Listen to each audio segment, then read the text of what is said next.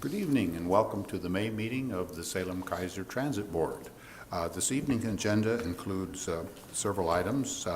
We do not have any presentations this evening, but we have a period for public comment, and then we have some of our board minutes on our consent calendar and adoption of the board meeting schedule for next year on our consent calendar, and then we have some action items to consider, which include the recommendations for funding of the 5310 grant projects, approval of the 2018 service change, and accept the Title VI analysis, authorized bus stop improvement, Group 2 construction contract, and authorize a contract for fixed route vehicle purchase.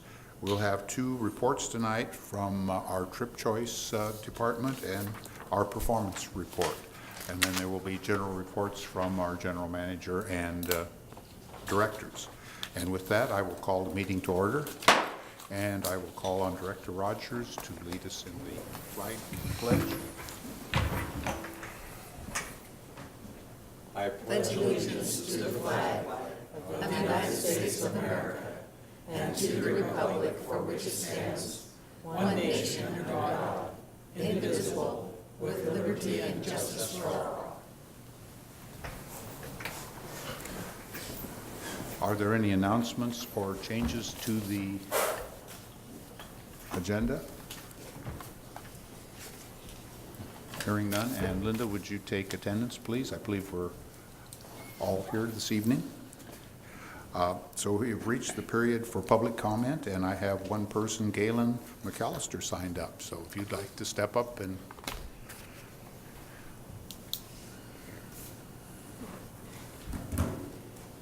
Hello, Chair and Directors. I'm Galen McAllister. I'm the Resource Development Manager at Garden Services, and I'm here tonight to urge you to support your subcommittee's recommendation for the I'm going to say this right, so I'm going to read it, the 5310 grants. We've applied to receive funding for a wheelchair accessible van.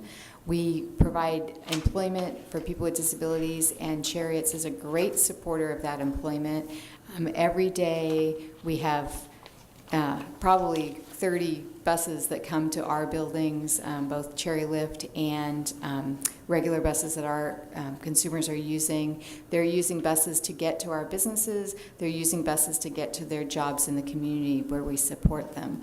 We've asked for this van to help with community employment, because we know that as we're trying to get people into businesses, having reliable, flexible transportation is really important. So if we set up an interview for somebody, but we can't get them there because they have to wait 2 weeks to book something with Cherry Lift, or they have to learn how to use a bus, they might lose their job opportunity. So in the early stages of employment, being able to get them to their job opportunity or their job when it first starts on a regular basis is really important.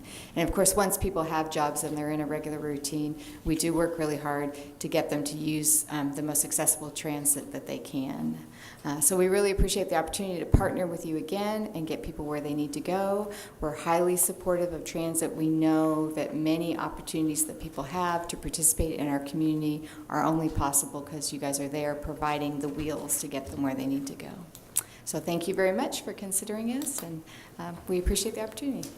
Thank you, and we appreciate the good work that Garden Services does for our community. Oh, thank you. Mm-hmm. Any questions from the board before? No? Thank you very much. Okay. Are there any others that would like to comment at this time? If not, we will move on to the consent calendar. Move approval of the consent calendar. I second it. Been moved and second. Any discussion? All those in favor signify by saying aye. Aye. Opposed, same sign. Motion carries. And so we're clear down to our action items now, and I'll call on our general manager to introduce our first item. Thank you. I'd ask our Vice Chair of the Special Transportation Fund Advisory Committee, John Hamill, to come forward.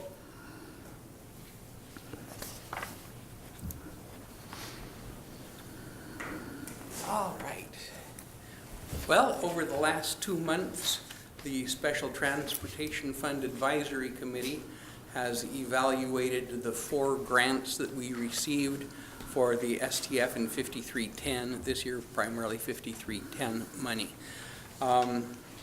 The 4 grants that we received were for operations of Cherriots shopper shuttle, for preventive maintenance for the shopper shuttle, for operation of mobility management and the call center, and the 4th application was from Garton for a vehicle to help get their clients primarily to and from employment. We reviewed the comprehensive plan as it related to the 5310 allocations, and the primary concern that the plan offered up was a preference for continuing services. And so we bore that in mind. We established the priority for the services, and they were in the same order that I described them to you: operations of the shopper shuttle, maintenance for the shuttle, mobility management in the call center, and 4th, the new van for Garton. When we looked at the dollar amounts, though, it turned out that there would be just enough to fund the first 3 priorities and nothing left for priority number 4, the Garton van. And that was where the Technical Advisory Committee talked about specifically the fact that it was a recommendation in the comprehensive plan, not a requirement, that we give preference to existing services. Our discussion along those lines was that in 2 respects. So the first respect is that if you give preference to existing services, that sort of indicates a preference for the idea that things don't change in the universe in which we, as a transit district, provide our operation. And we know for a fact that things do change. And in particular, the thing that we talked about was the agreement between the state and regarding transportation of people with developmental disabilities, in particular, the Lane v. Brown decision. The consequence of the decision was that developmentally disabled people should be placed in commercially competitive jobs where possible. The previous norm was for them to be put in sheltered workshops. And without getting into the goods and the bads of that decision, the secondary consequence was that as those disabled people moved into competitive jobs, the transportation of getting them to those jobs became a lot more complicated, both in terms of some of those jobs being outside the service area of Cherriots Lift, and other jobs being outside the time service area for Cherriots Lift. And for both of those things, Garton was the agency that was going to be providing that transportation. The Technical Advisory Committee and the Special Transportation Fund Advisory Committee both felt that providing transportation to those employment sites was very important, and that it made a great deal of difference in the way developmentally disabled people view themselves and their participation in the world. We thought that was important. So we diverted some of the funding for the mobility management, which is our priority 3, down to priority 4, which was the Garton van. Then the next thing that happened was we took a look at the requirement in the PMP, the Program Management Program. Somebody wanted to tell me what the first P in PMP is? Program, okay. And that is that traditional programs would be given at least 55% of the grant money, and other programs could not exceed 45%. And wouldn't you know it, our first priority, the contracted operations of the Chariot shopper, fell into the other category, and it was the biggest single grant request, which so we couldn't fully fund it. We wanted to fully fund it, but the 45% maximum meant that we could not. So consequently, we recommend funding our first priority, the Cherriots shopper, at the maximum permitted 45% of the total funds. We recommend funding our priority number 2, which was the preventive maintenance for the shopper shuttle, at 100%. And then the last 2, the mobility management and the van, we recommended $15,000 for the van and the balance to the mobility management. And that is the recommendation that you have before you in the memo that staff prepared. If you have questions, I'd be glad to attempt to answer them. Any questions? I want to thank you for all the work that you've done putting this, you and your committee putting all of this together. Okay. Our pleasure. We have Director Bush has a question. And Yes. John, thank you for coming back and working in so diligently with this committee. I think you found another niche for yourself. Well, I must admit, it's been rewarding. So, yeah, I'm pleased to be there. And in reading the documents, it seemed like you guys had to deal with several changes, and kudos to sticking right to it and coming out with a great decision. Okay. Any other questions? Do we have a motion or? Sure, I'll do it, if I can speak. I think so. I move the board approve funding for the fiscal year 2018's Section 5310 projects as recommended by the STF Advisory Committee, and direct the general manager to submit the application for Section 5310 grants in accordance with the recommendation. Second. It's been moved and seconded. Any discussion? All those in favor signify by saying aye. Aye. Opposed, same sign, and the motion carries. Thank you very much. Thanks, John. Yes. And the next item is approval of the 2018 service change and acceptance of the Title VI analysis. We'll ask Chris French, Senior Planner, to please come forward.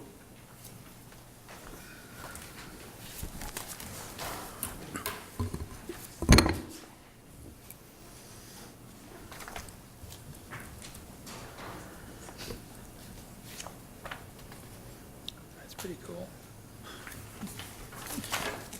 That's pretty cool. You had those up there. Good evening, President Krebs, members of the board. I am here this evening to ask the board to approve the September 2018 service change and accept the Title VI analysis.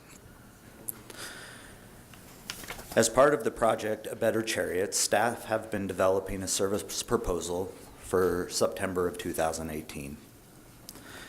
This process began with the FY17 annual report, performance report, published in September of 2017. This report included revenue hours, revenue miles, boardings, and on-time performance.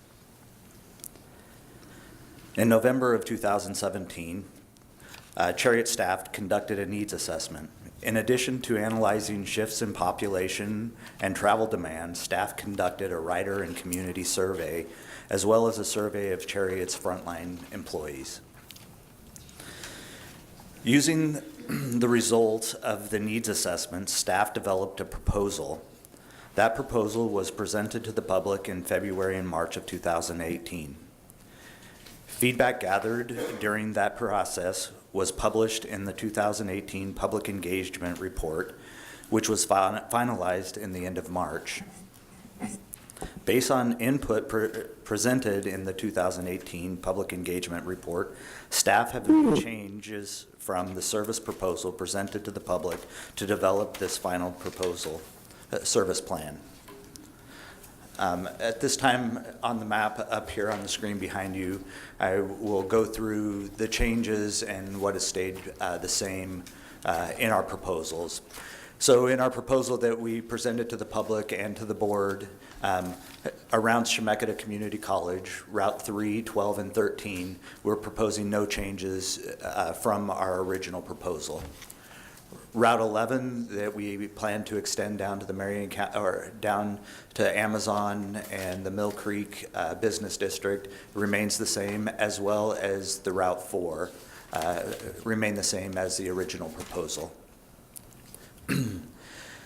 With the feedback that we received from the public and the internal staff, there was a significant concern about us removing the service around Hawthorne and Ryan Drive with the jobs and medical facilities and Walmart that has access there.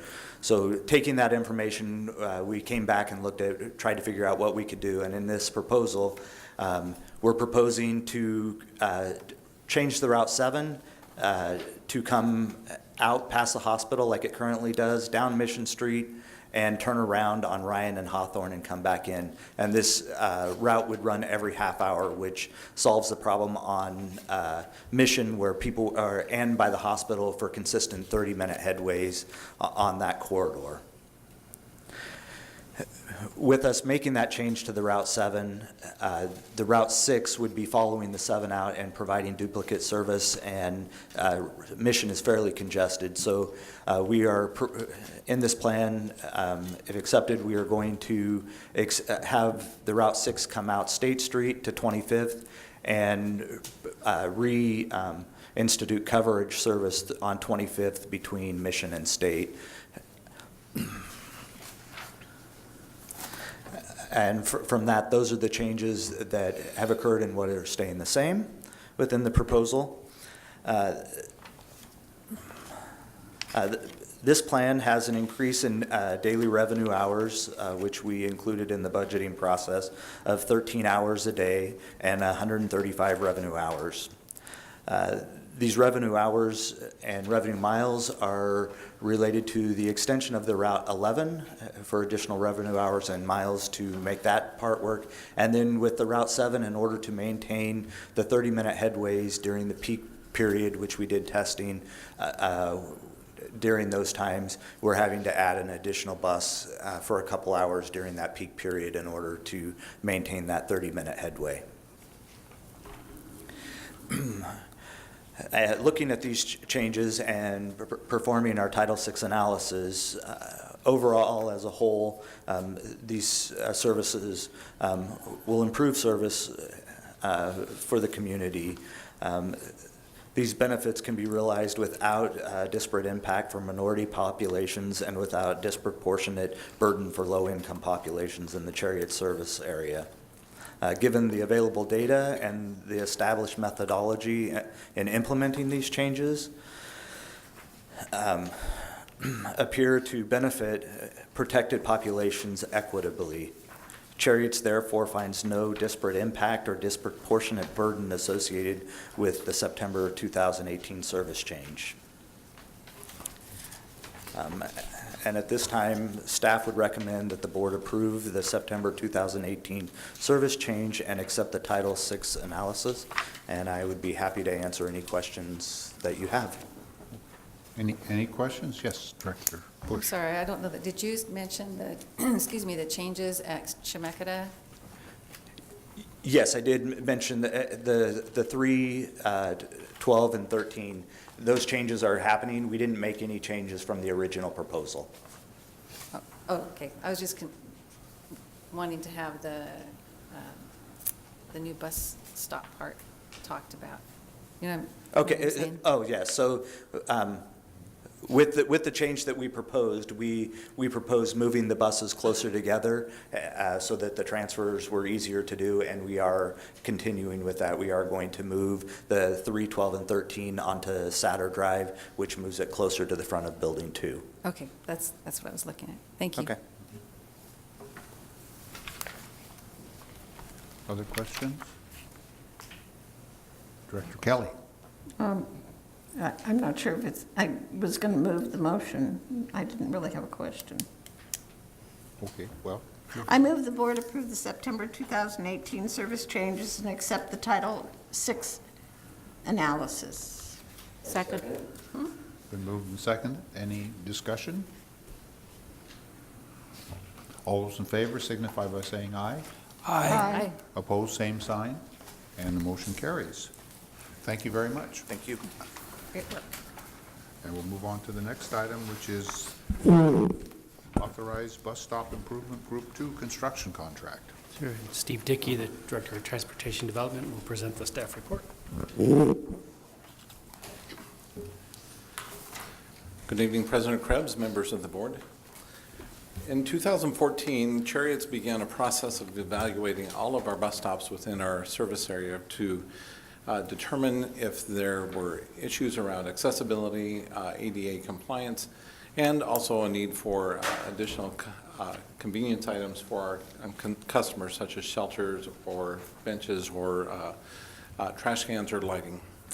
In 2015, after going through the evaluation process and some of the work that we have to do with FTA, Federal Transit Administration, in regard to our environmental assessment of the work that we would be doing, we completed our first set of bus stop improvements, primarily along the High Street, Broadway, River Road corridor, and then on Center Street and Market Street. Since then, we have had a significant amount of additional work that we have done. Some have been brought about by changes when we did the moving forward, and we improvements where we changed some of the routes, so some of the stops that we had looked at were no longer going to be used, and we added some stops. And so we had some additional work that needed to be done in doing those evaluations. We are now ready to begin the work on our next set of stops, and the subsequent sets of stops for improvement will happen much more quickly than the last, the difference between the first set and this set. We are focusing in this group on stops where we have a gap between the curb and the sidewalk, and these stops are all within the existing public right-of-way. We will be removing barriers to make it much easier for our customers to access the bus and also have a more convenient place to wait for the bus. We have 35 locations in this package that we are proposing, and they are in Salem, Kaiser, and Marion County. While this group is being completed, we will be commencing work in preparing for subsequent groups of stops to be prepared to go out to bid for construction. The funding for this project is covered through 5307 grant funds that were from the Metropolitan Planning Organization Salem Kaiser Area Transportation Study, otherwise more commonly known as SCATS, and is scheduled and is included in the Salem Area Mass Transit District's adopted 2018 budget under the Capital Projects Fund. Improvement costs are identified in the contract exhibit. The contract and exhibits are included in your packet under Attachment A. So as a result, staff recommends that the board approve an overall project budget of $202,595 and authorize the general manager to negotiate the final contract language and execute a contract with Jeff Carter Construction for the construction of bus stop improvements in the not-to-exceed amount of $176,170 and a 15% project contingency of $26,425. And I'd entertain any questions. Are there any questions? Been real pleased with the stops that have been refurbished. They look very nice, and our new shelters look very nice. And Marcia? Director Kelly. I haven't I've had a hard time noticing, there's a bus stop near the new Greyhound and Amtrak station. Yes. Now, it used to be a piece of plywood over the, I'm wondering about the actual location of it, because it seems like it's a really awkward place to have a stop. Well, that location is one of the 35, as is the one on the other side of 12th Street as well. The challenge is being able to get close enough and with access to get to the stop and also have a place where traffic can still navigate and where we're not holding things up, especially if we're loading somebody with a mobility device. Just given the roadway configuration there aren't a lot of options to position a stop where we're not either inhibiting traffic or blocking driveways and such. So it's a little bit of a tough spot to try to find a spot, and that's been the one where we've had from a safety standpoint from our operations department, and also just getting our customers to and from Amtrak, that's been our best option at this point. So is it still going to be in basically the same place that the piece of plywood was? Yes, yes. Because part of the concern is the curve sort of thing that it's on. You know, it's a real strange angle, and people coming off the overpass. It's just a question. Yes, that entire area is a bit of a challenge to be able to get stops and get through without going a long ways out of direction to get into position to where we can have good access. Yes, Director Lincoln. Did you have several proposers for this? We had a total of 2 proposers, and it was an invitation to bid. So based on specific drawings and specific standards for how those stops are constructed, we were comfortable going with a competitive bid rather than a request for proposals. And Jeff Carter Construction was the lowest responsive bidder. Are they a local company? Yes, they are. I understand construction costs are going up pretty dramatically, so Yes. it's probably good to get this tied down. It is. This is good to have this tied down. And when you mentioned that the construction costs are going up, there was quite a significant difference between the 2 bids. We have had some previous work done by Jeff Carter Construction, and the bids on this particular project were within the same range as what we had on that contract. So we were fortunate to not see those going up. But you're absolutely correct. We're hearing that from other public agencies in the area that the public contracts, they are going up. And that's just because of demand and the number of construction projects that are underway. It's a supply and demand, and the demand is high right now. Other questions? Director Bush? I noticed they're doing 3 in Kaiser, specifically on River Road, and I'm trying to picture where they are. Do you know where they are? The 3 on River Road, there is one on the inbound at River Road at Cummings, and that is one where we have a use agreement for pouring a shelter pad with the Lutheran Church there, and they have already signed an agreed easement for the placement of that pad. The second one is the outbound stop of River Road at Sunset, and it's right by the Baskin and Robbins that's there. I think it's still there. Yep, it's still there. And that one is actually needing to be reconstructed, even though that was one of the stops that was improved a few years back by the city of Kaiser in their beautification of River Road. When they did that, the placement of their some of the amenities and the design does not meet ADA standards. And so that's there's not enough width for a mobility device to be able to navigate and have the ability to maneuver to get onto the ramp with what is there. And then the third location, we have proposed and have it in the bid package, but we're awaiting a final decision from the Kaiser Arts Council. Is that From where? the inbound of River Road at Garland in front of the Abbey's Pizza. And the reason we need to wait and see is there is a piece of public art that is also at that location, and this is proposing a shelter at that location. It's not that it would not physically conflict with the public art, but it would block the view coming from one direction. So we want to work with them in either repositioning that or something that would not cause a conflict with the public art that was also placed. So the bus driver wouldn't be able to tell if there was someone there? It's not so much that the bus driver wouldn't be able to tell what's in there, is that since the city of Kaiser invested in the public art and has that there, we also don't want to then all of a sudden put up a shelter that blocks everybody's ability to see the public art. Okay. So we're trying to be sensitive to that matter, so we want to make sure that they're aware of it and that we work with them in any concerns that they might have.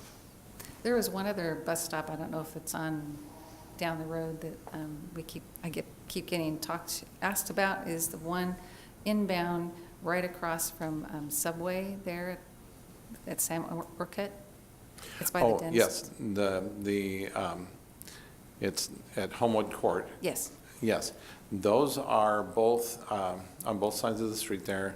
Those are in our list of stops. Those will be in subsequent stops, but they involve placing improvements on private property, which will require negotiating an easement to do that work. Okay. And so because that will take more time, we didn't want to hold this group of stops up that are in the public right-of-way and that we can proceed with getting the work done.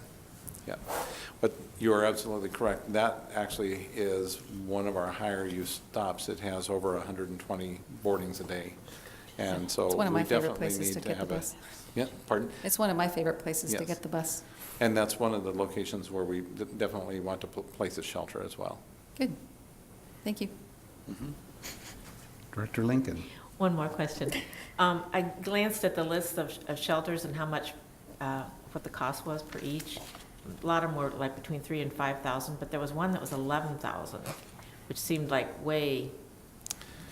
much more than any of the others. And Is there a I reason don't for that? recall the location on that one, but I don't typically. either, I should have But noted typically, it. when you see a higher price, it's based on square footage of concrete. And so some of these locations have a pretty significant distance between the curb and the sidewalk. For instance, our Winter Street locations that are near Belmont and D Street, it is almost 20 feet from the curb to the sidewalk, whereas a typical strip for landscaping is closer to 5. Okay. The other thing that we can encounter in some locations is where the sidewalk panels themselves are in very poor condition, and in which case we're replacing not only a pad, but we're also replacing enough of the sidewalk panels that we can ensure a good connection without causing a hazard and a potential risk to the district. Okay, thank you. Mhm. One last one. Sorry. This is fascinating information. I noticed in the contract, too, that there was a provision for Buy America. So does that affect our costs? We have federal dollars in this contract, and anytime we have federal dollars, we are required to comply with Buy America. All right, Yes. I'm done. No more questions? Okay, well, thank you. Looks like an exciting improvement to our service. So do we have a motion? Director Evans?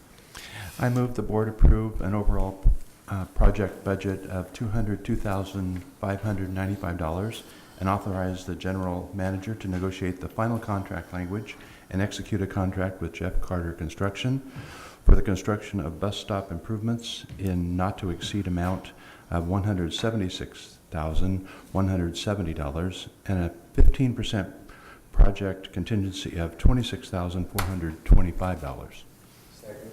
Moved and second. Any discussion? All those in favor signify by saying aye. Aye. Opposed, same sign. Motion carries. And we'll move on to item 4, which is authorized contract for fixed route vehicle purchase. We'll ask Greg Thompson, Maintenance Manager, to come forward. President Krebs, Directors of the Board, thank you. Thank you. Good evening. I'm here to ask that the board authorize the general manager to enter into a contract and execute a contract with Gillig for the purchase of 8 fixed-route compressed natural gas vehicles for the Cherriots fixed-route fleet service for an amount not to exceed $4,344,768. SAMTD's current fixed-route fleet consists of 64 ADA lift-equipped vehicles. Regular replacement of these vehicles is necessary to ensure safe, efficient delivery of this service. As part of the district's overall capital planning efforts, SAMTD staff is committed to ensuring our vehicles are replaced at a schedule consistent with industry best practices. The 8 vehicles scheduled to be replaced are approaching 17 years of age, which far exceeds the 12-year useful life benchmark set by the FTA.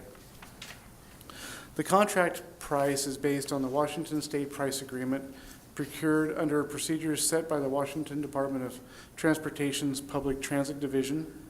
The order will be for 4 35-foot and 4 40-foot compressed natural gas vehicles. Funding for this proposed contract will be included in the capital projects budget of the adopted fiscal year 2019. And the vehicle costs are located in table 1, your handout, I think it's on page 130. The individual prices for a 35-foot bus are $530,515, and for a 40-foot bus is $535,677. We've also added an overall $80,000 contingency. The funding for the proposed contract is covered through a grant from the Mid-Willamette Valley Council of Governments using 5307 funds. And the funds for the bus purchasing project are listed below in the table 2 with a match amount of 10.27%. The staff recommends that the board authorize the general manager to execute a contract with Gillig for the purchase of the 8 fixed-route compressed natural gas vehicles for Cherriots fixed-route service for a not-to-exceed amount of $4,344,768. Thank you. Any questions? Director Kelly? The seats in the vehicles. Yes. In the front, are they going to be kinder to people than in the back? Well, we did quite a bit of customer outreach. We set up some sample seats in the customer service lobby, and they're going to be we've got specified a composite seat that's ergonomic. It was pretty overwhelming, the response that we got from customers as they tried and sampled them. So. Sitting in the seat in the lobby is not the same thing as sitting on the seat in the bus. And I have it on good authority by my household, who spent lots of time riding in buses, that the harder seats are difficult for older folks to do sometimes. So I think we need to make sure that we keep track of whether there are going to be complaints or not, because it's, those composite seats are really great for the kids in the back of the bus, and they're really good that way. But for older folks who sometimes have limited mobility and are a little bit more sensitive, and I really don't think that having a seat in the lobby is the same thing as having a seat in a bus going over the road, because there's always joggling in here and there. So if we have complaints, I hope we have some alternative, because it's been a while since we purchased buses, and this is an ongoing thing for me. It was a consideration when the seat that we selected does have the potential that if there are complaints that we can add inserts to those with the varying degrees of padding and thicknesses. Okay. So that is an option. And we will definitely, we keep customer satisfaction paramount to what we do.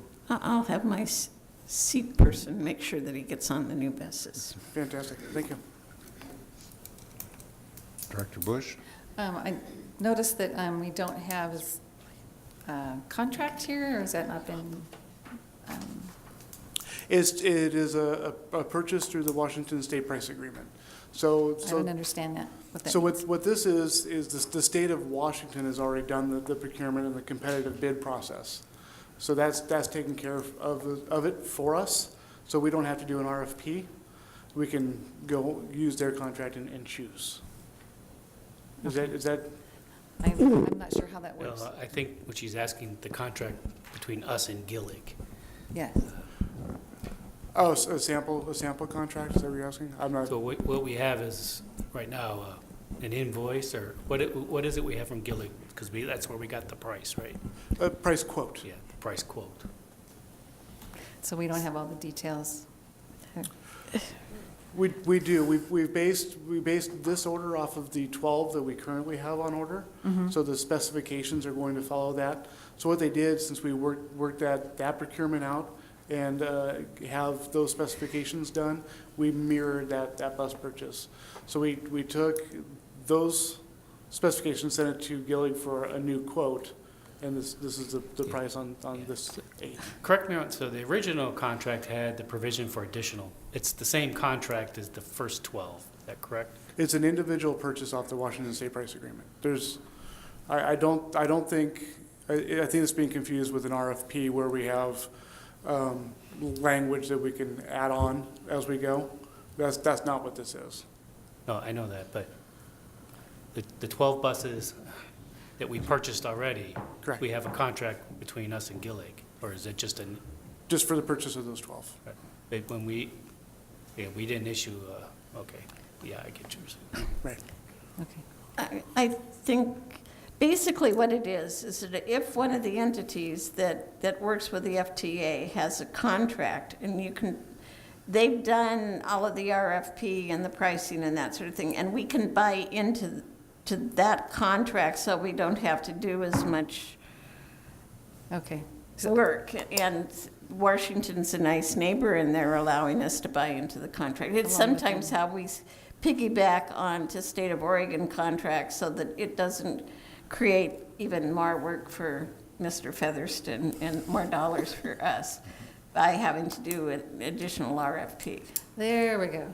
Now I understand. There, thank you. We just had like 2 pages here for this, and it's in the millions of dollars, and we had 50 pages for the bus stops, and I'm going, this is not computing. So, thank you. I understand it. Thank you. Yes, Director Lincoln.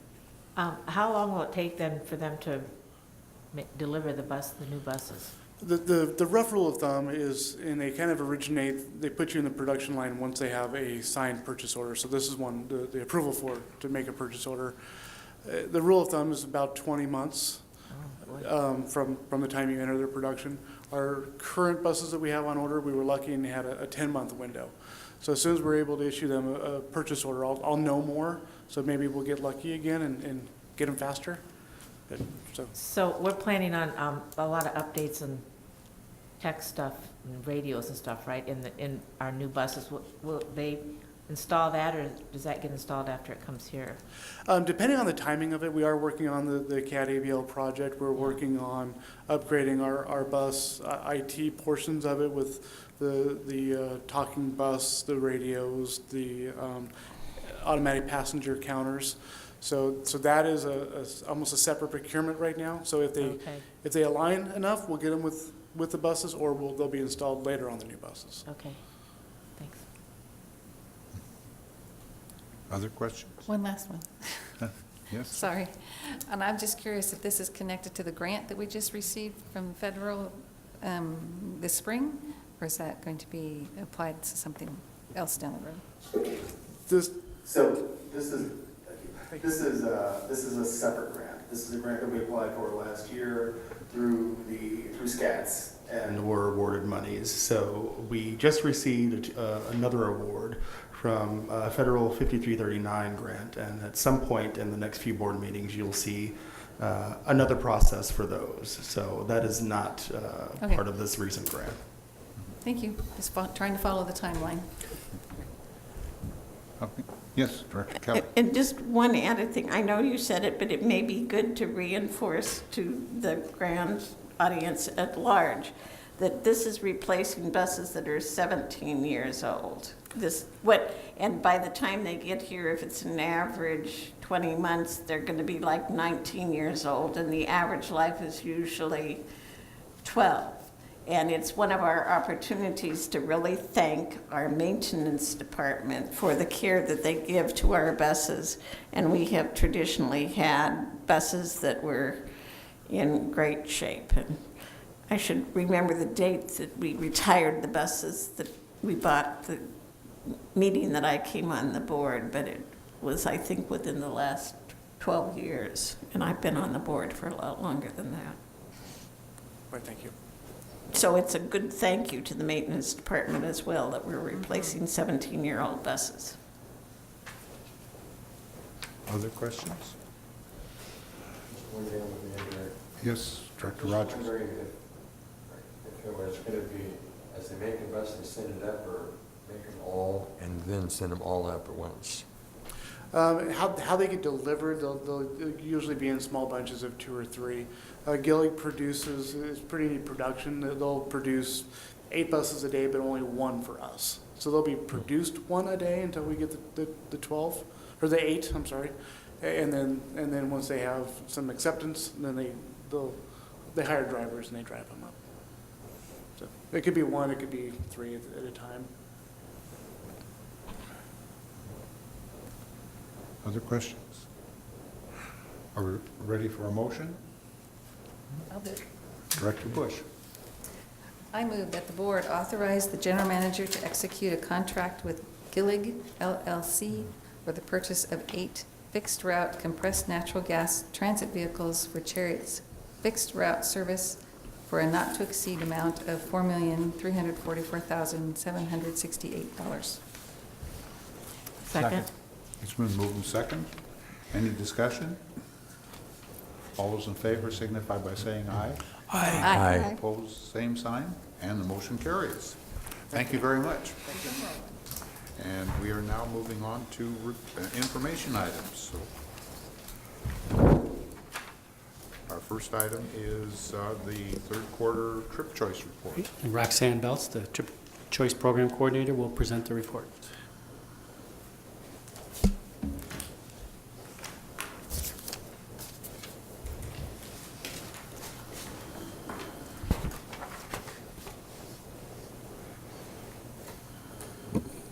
Good evening, President Krebs, members of the board. I'm here to present the third quarter report for the Trip Choice Program. I always like to start with Drive Less Connect and the statistics.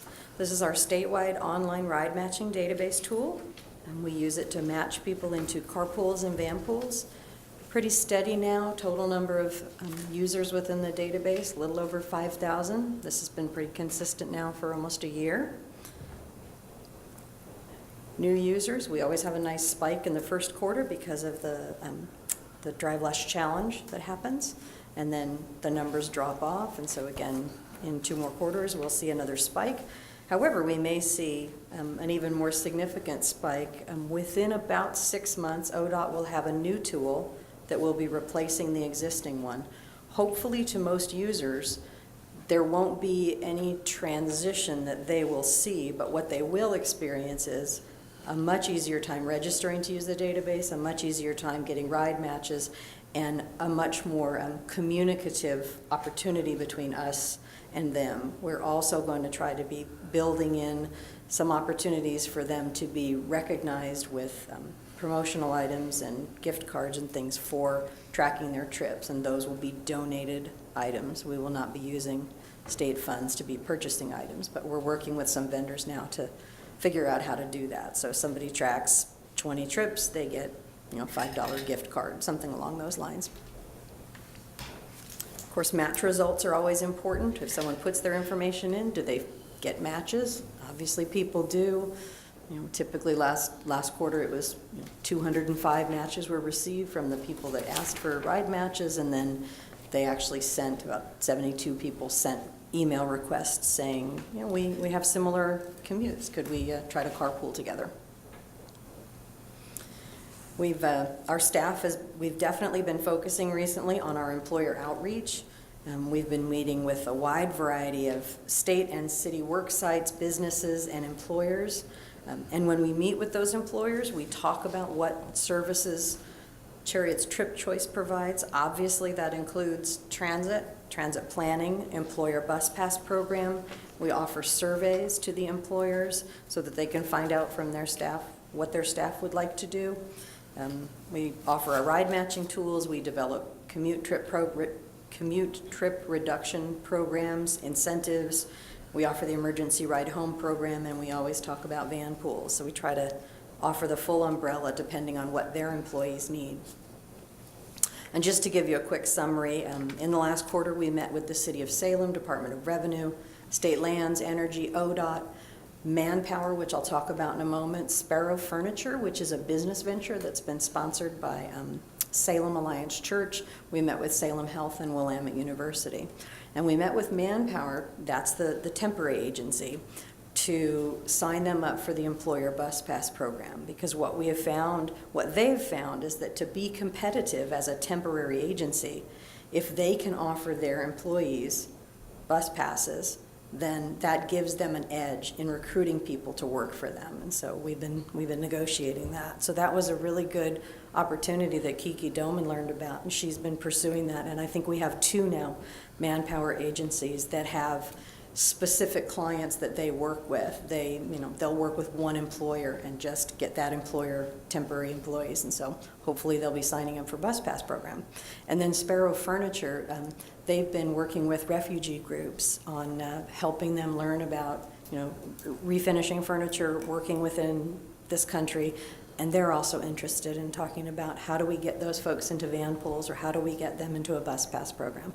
So this is pretty exciting.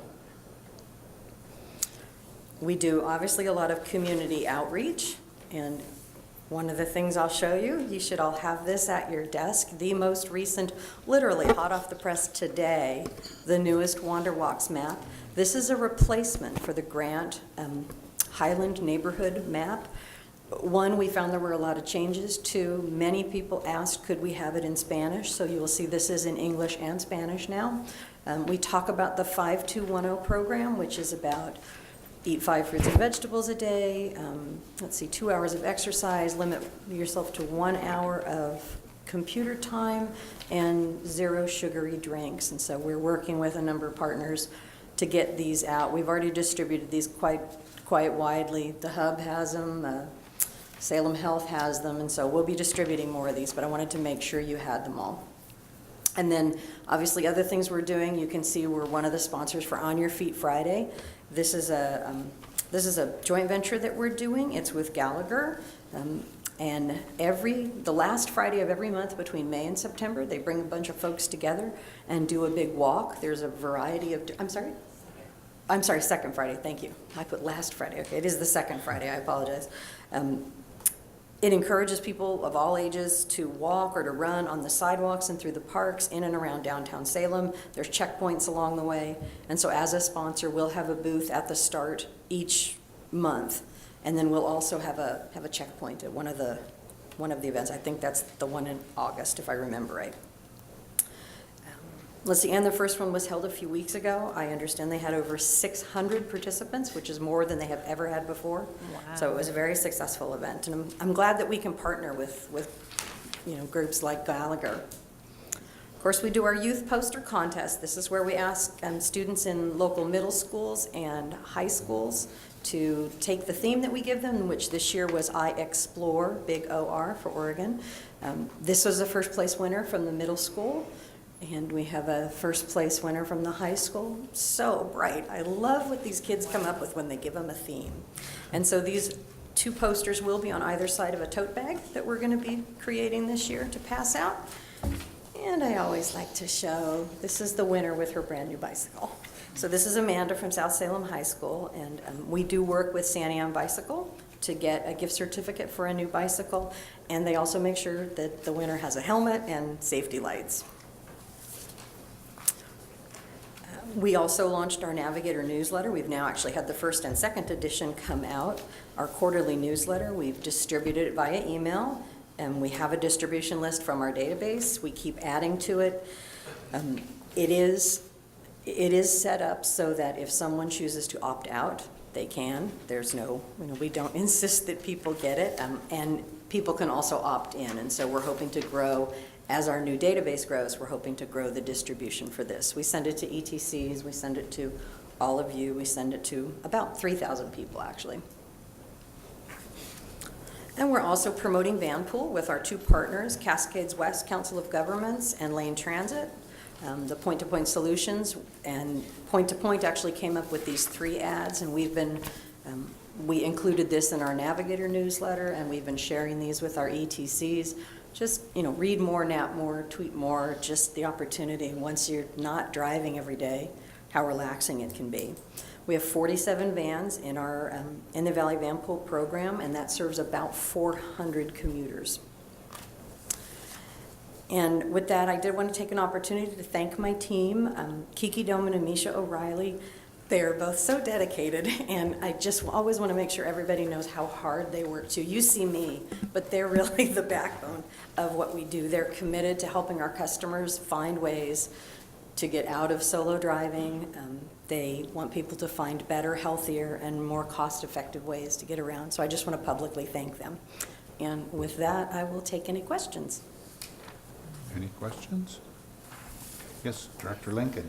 I want to once again tell you how much I appreciate what you're doing and how important it is for us to try to get people out of their cars and into other options other than single occupancy vehicles.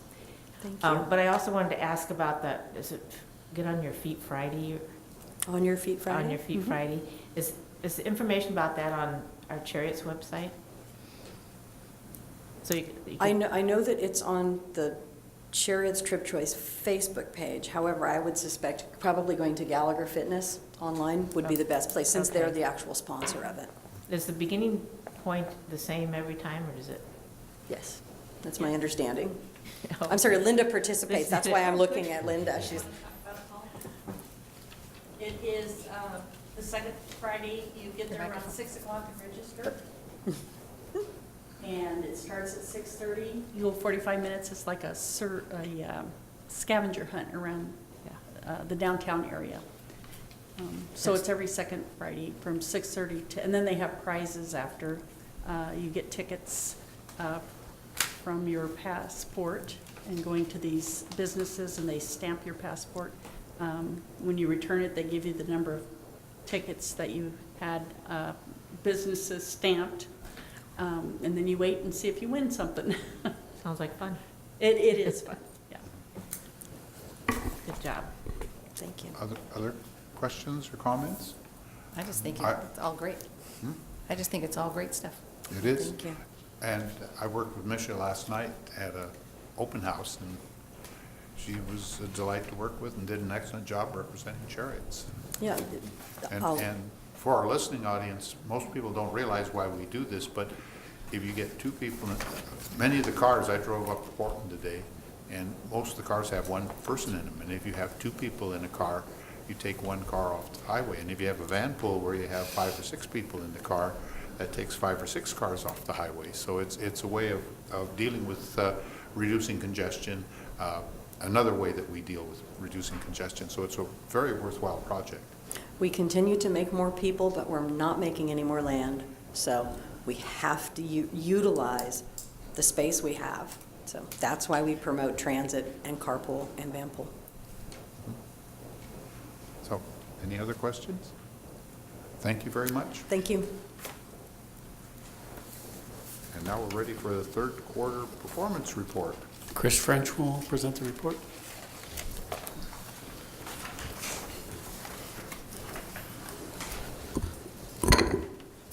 Good evening, President Krebs, member of the board, members of the board.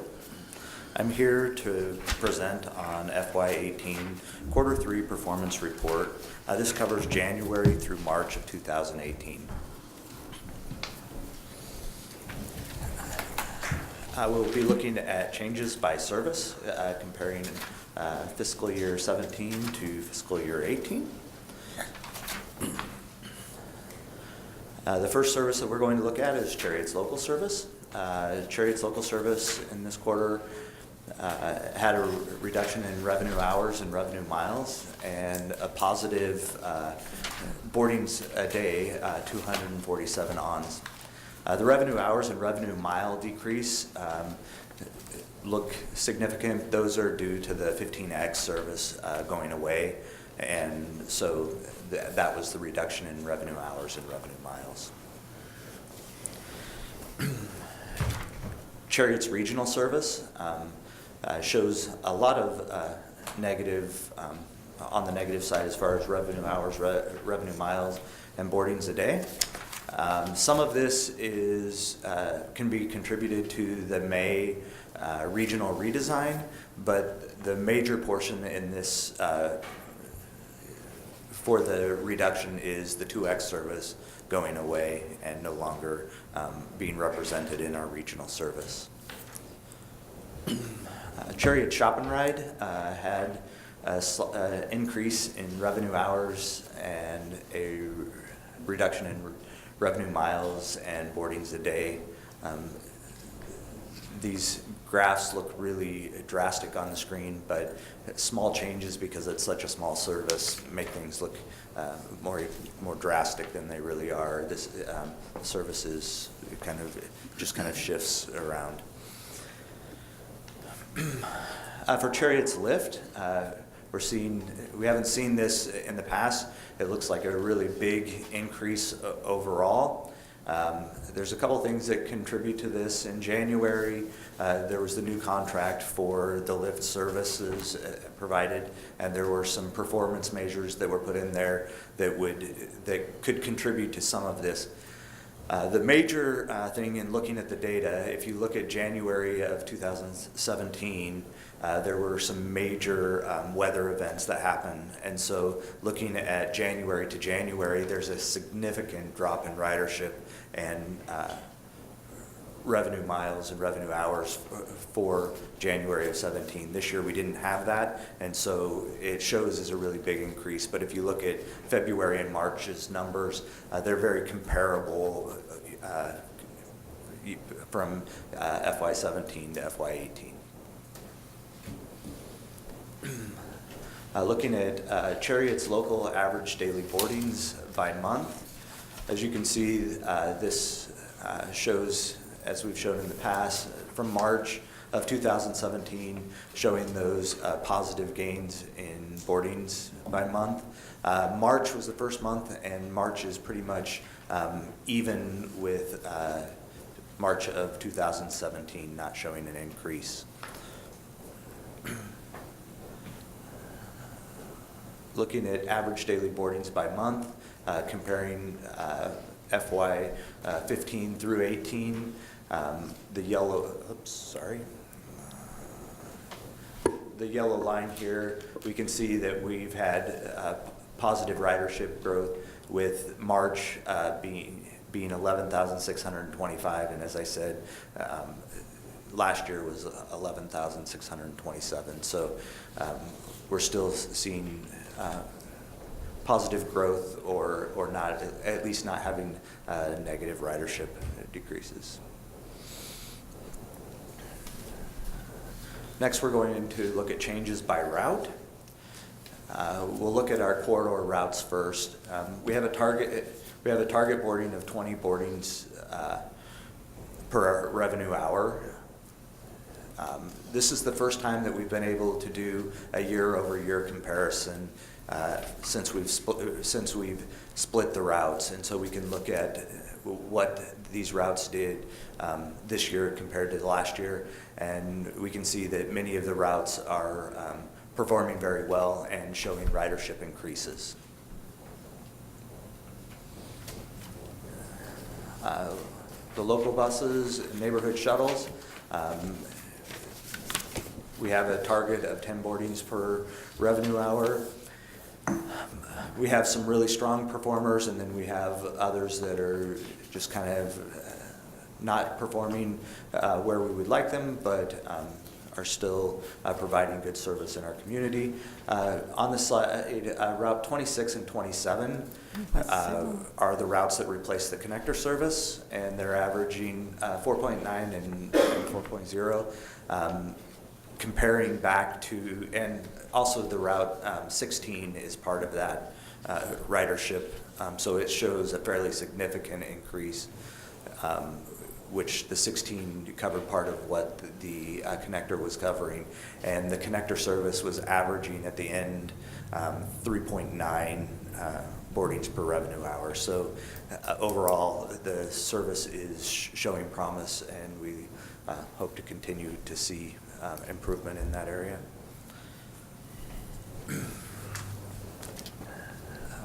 On the boardings per revenue hour for our regional system, we see a slight decrease on the Route 11, or on the 1X, sorry.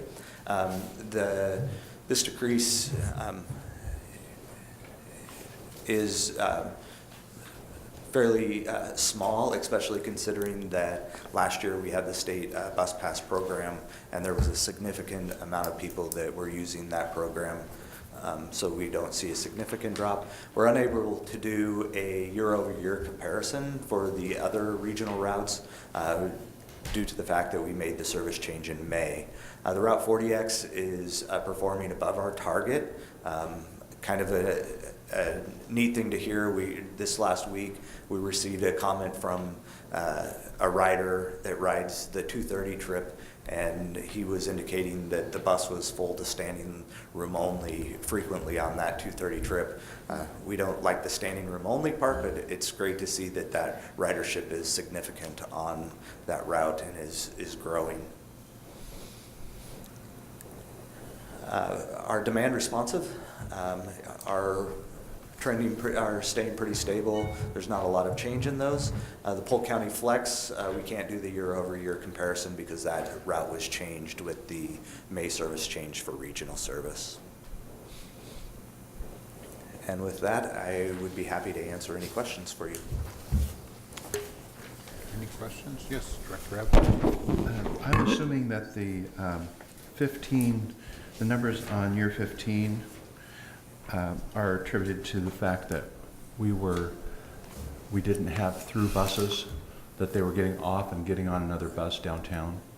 FY15 being a lot higher. A lot higher. That was prior to the moving forward service change. So we had higher ridership at that point. Some of that is, people are coming back and ridership is stabilizing.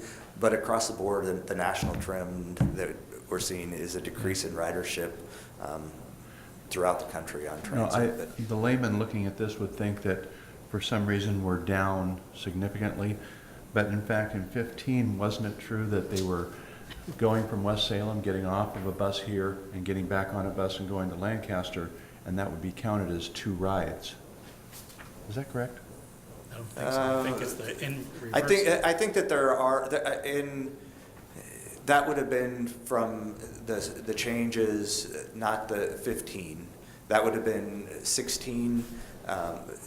Yeah, I don't think that we can contribute the drop to that. I mean, there is some with transfers between the old system and the new system, but that doesn't equate to the drop between 15 and 18. When did we shut the student bus pass program down? That lost us about 500,000 rides a year. It was prior to. Was that prior to 15? Yeah. So.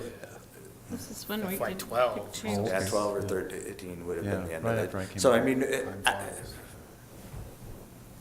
the moving forward change, there was a big impact on ridership.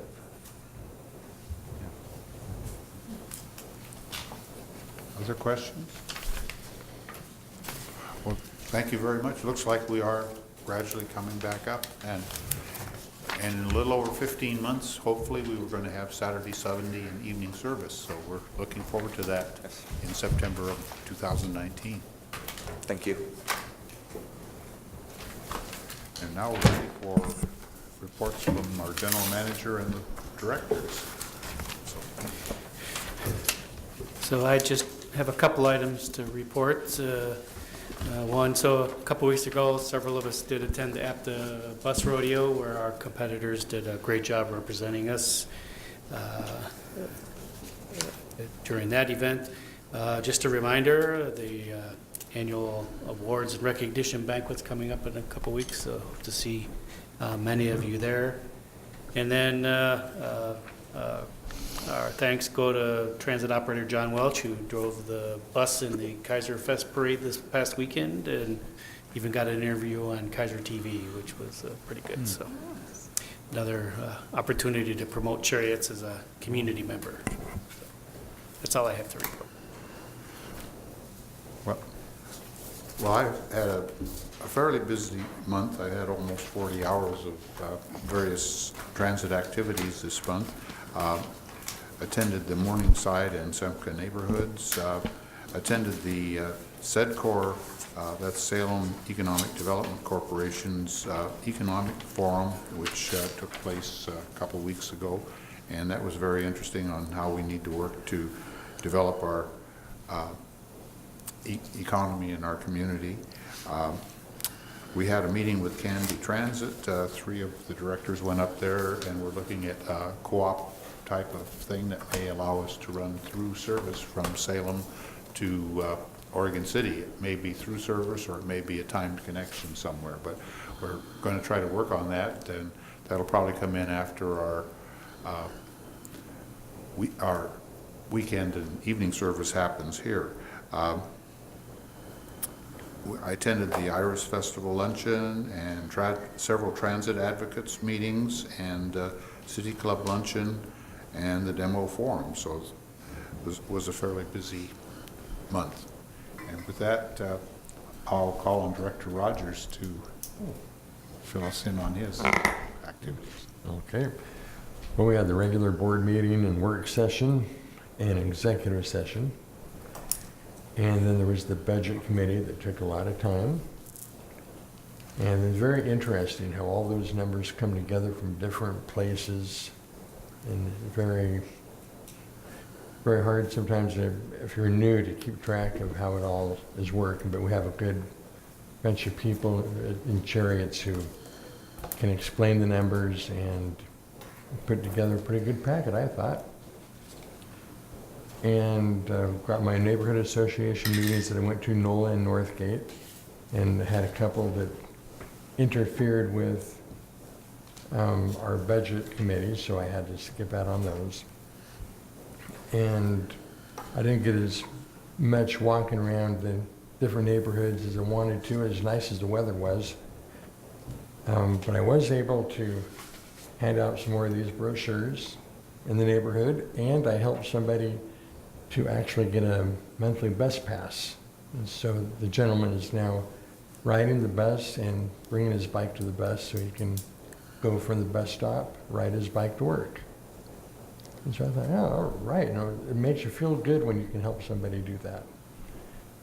And the Iris Festival sponsored luncheon. It's nice to see all the sponsors for the Iris Festival. We didn't have a big enough tent, I didn't think. And that's it. Okay, thank you. Director Bush? Okay. I went to some of the same ones that Doug was at, the regular board meeting and work session and budget meetings. When I first started with Cherriots, I think we were at $60 million budget. Now we're like an $80 million agency. Lots of dollars, lots of activity in our community. I didn't attend the STF Advisory Committee. I was out of town doing outdoor school, but I attended several chamber events for both Kaiser and Salem.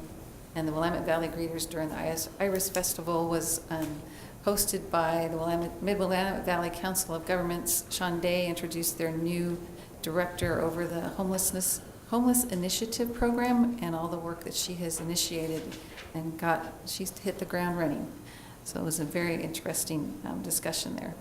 I attended Kaiser City Council. Our neighborhood association did not meet for lack of quorum. I made it to the SEDCOR breakfast. Talked to several constituents in our community about the buses, and interviewed several people for the Special Transportation Improvement Fund Advisory Committee, right? So we're trying to get that up and running. If you have an interest in helping us with our House Bill 2017 money, Keep Oregon Moving, please contact our office and say, I would like to help. The special session went off just in one day, legislative session, so that was exciting. Listened to part of that on the OLIS. Did a bunch of things with Kaiser Fire District, our church, and theater groups. So I'm done. Thank you. Director Thompson. Yeah, I attended basically most of the same things that everybody else. I only attended one budget meeting. I was traveling, not the second one. I did attend the SDF Advisory Committee meeting, and you heard what transpired in that meeting here earlier. The Chamber Policy Committee meeting, I attended that, and we we listened to the school district and their budget woes. And that was pretty interesting. Not much they can do about it, but it's pretty interesting. Met with the general manager, and I did go up to Canby with the 99E project. Thank you. Director Lincoln. I also attended the same meetings. I managed to get to all the budget meetings, which this year I understood better than prior years. Maybe next year I'll understand even more. Went to a demo forum, listened to a candidate. Things are really heating up now after the primaries. To the SEDCOR Economic Forum, had lunch with Mayor Kathy Clark at her request, so we talked about a lot of general transportation issues. Went down to Grants Pass to the OMPOC meeting, which was very interesting too. Lots of good information from them. Attended the SCATS meeting just last week. Went to the Iris Festival picnic, or luncheon, I guess. And also contacted I think a pretty good candidate for our citizens, our STFAC, State Transportation Improvement Fund Advisory Committee. Good job. Thank you. And any details we need to know about SCATS or OMPOC? Do you want me to go into that now? Sure. Okay, I can. The OMPOC, which is the Municipal Planning Organization Consortium for Oregon, talked about Safe Routes to School program, which is right now the new rules are out for comment. So they're online if folks are interested in that. There's two funds, a fund for infrastructure and a fund for education. The infrastructure fund is a new one. You have to qualify, and there's a lot of hoops to jump through, but at least there's some money there, and those sidewalks will not only help kids get to school, but they'll help people to get to the bus stops too. So sidewalks are a good thing wherever we can afford to build them. Then we had Bill Holmstrom from LCDC talking about amendments to the transportation planning rule, which are also draft proposed rules, which the commission, LCDC, will look at in July. Some of the things that might impact transit district is, one thing there, the transportation planning rule, the TSP, kind of describes how your transportation system plan should, what issues it should include and what issue it should address. And one of the things is parking downtown. They're saying that parking requirements should be reduced, have more room for housing, less congestion, fewer cars if you have less parking available. Another thing that they're talking about is local governments need to coordinate with other local governments to designate high-capacity transit corridors, which would support, and they want to support transit service with land use policies that the local jurisdictions develop. So that should be something, that'll be something interesting to look at and see what's involved there. Since the transit district doesn't have any land use authority, we won't really be involved too much, except that we will be recipients or affected by any land use policies that the cities of Kaiser and Salem adopt. And counties, right, counties. They also mentioned there's a task force on autonomous vehicles being formed for the state.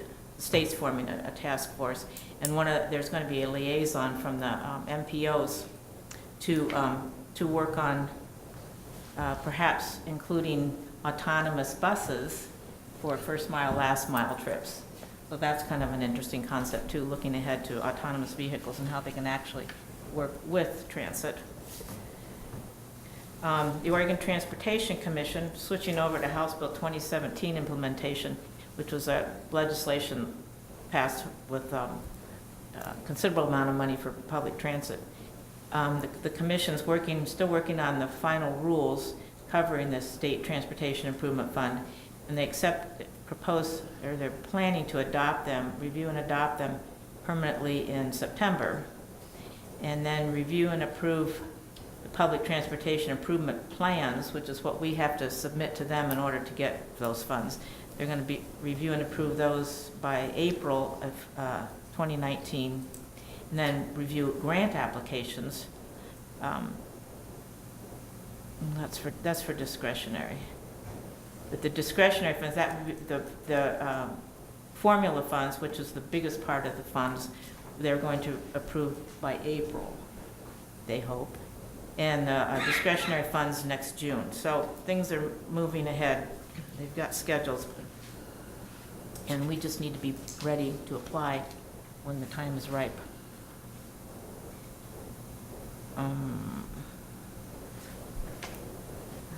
Another thing they mentioned, one of the things that we kind of struggled with in the bylaws for our advisory committee, Transportation Improvement Fund Advisory Committee, is one of the things we have to do is serve a high percentage of low-income households, and trying to define a high percentage of low-income households is not easy to do.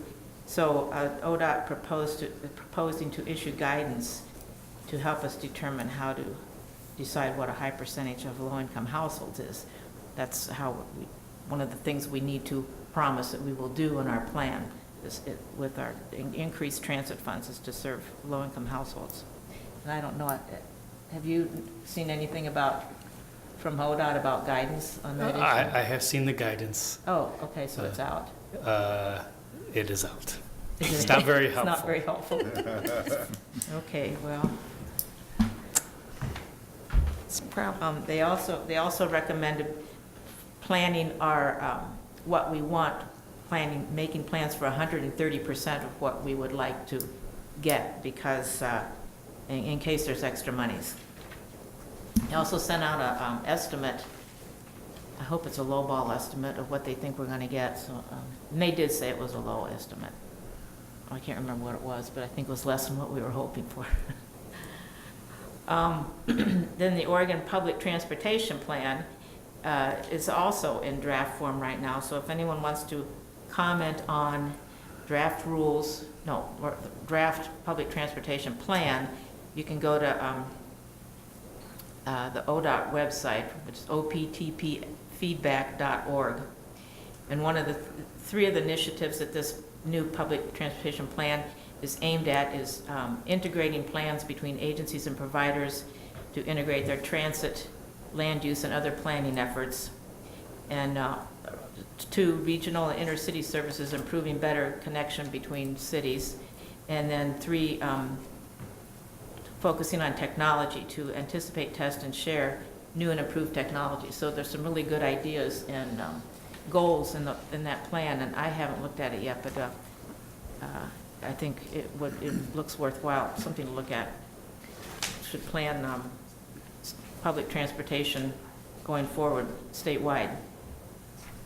And then some of the issues that the OMPOC wants to focus on in the next legislative session is additional sources of income, which is always an issue, potentially constitutional amendment regarding the gas tax, which right now can only be used for highways, so it's not available for most transit uses. And a lot of folks are talking about the need for money for maintenance for buses and transit facilities. The Clean Energy Jobs Bill, which did not pass in the last session. Some form of that will probably come back in the next session, and it may involve some funds, some money that could go towards some transit needs. So that was the OMPOC meeting. Lots of good discussion there. And then I attended the SCATS meeting last week. There's not a whole lot there that's focused on transit. There were some extra funds from the federal government that came to our area, about $800,000 worth. And Salem, City of Salem asked for $500,000 to complete, 500, for $400,000, right, 100 plus 300, to complete, to work on the 12th Street widening project. And after some other limitation funds that we can't use, that only left about $53,000 for any other uses. So it's still some money we may look at where that gets allocated down the road. The federal government also is requiring some new performance standards, and Cherriots has already developed an asset management plan, which is required by the FTA. But FTA is still working on final rules and how we're going to implement that asset management plan. So until we get the final rules, we can't do the plan, but the plan is due in October. So hopefully those things will coincide so we can find out what kind of plan we have to come up with for to satisfy the performance standards, the new federal performance standards. We also had quite a discussion about the Regional Transportation System Plan goals. SCATS is in the beginning process of revising its transportation system plan, and the goals, coming up with the goals that everyone agrees on is the first step. The one that has caused the most discussion and disagreement is their environmental goal, and whether to add a provision that would require SCATS to look at how much greenhouse gas emissions how much greenhouse gases are being emitted from our transportation system. The City of Salem has said they won't agree to a goal that doesn't do an examination of greenhouse gases, and Marion County has said they will not agree to a goal that has greenhouse gas emissions requirement in it. So we had a long discussion, and everyone said, and the Mayor, Kathy Clark, the chair, said, go back to your constituents, see if you can come up with something that everyone can agree on. So we're going to look at that again next time, I guess. And that's about all that is of any interest to transit folks, I believe. That's it. Okay, thank you. Director Kelly? So I was at the board meeting, the budget orientation meeting, and then because of family dates and travel on the East Coast, I missed all of the budget meetings and the work session. Don't think I've ever done that as far as all of it. Did do a demo forum the day before we left, and was interesting to hear about some of the issues that may be coming up. The other thing that I did do related to transit is, of course, we use public transit to get into Washington, D.C., and foot transit to get there and back. And we did we went to the American History Museum, and there's a transportation display that talks about cars and buses and ships and everything like that. And one of the fun things there was a little designation when they were talking about expansion after the Second World War into the suburbs. And there was a display that was a mock-up of Sandy Boulevard in Portland